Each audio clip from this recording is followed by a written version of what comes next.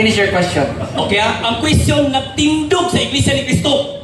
Ingon ha, ang Iglesia ni Cristo walay buling, walay kunot, walay hugaw, o walay masaway. Mao ba na ang Roman Catholic Church? Yes or no? Wala pa ko nag-isgot na manibuling o wala. Objection, I-establish ko na nato nga ang Roman Catholic Church gitukod ni Ginoong Jesucristo. Admitahao na nga ang Romano Katoliko gitukod ni Kristo kay tug-anan taka nga kanang Romano Katoliko wa nay buling, wa nay kunot ug uban pa. Gupao na akong gipresent ay paghimugay Okay. topic. Moderator's time. Moderator's time.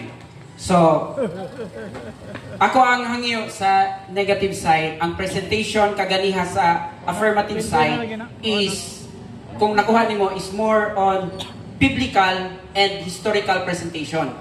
So, wala ay gihisgutan sa affirmative side nga nag-discuss siya mga qualities of the church nga iyang i-present.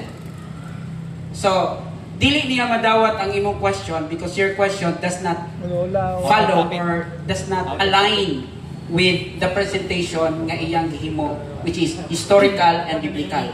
So maybe rephrase your question nga pwede na to makonsider nga historical or biblical imong question based sa iyang presentation.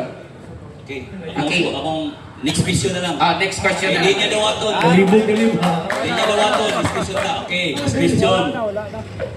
Kanang imong gibarugan nga matuod nga iglesia. Ha? Matuod nga iglesia.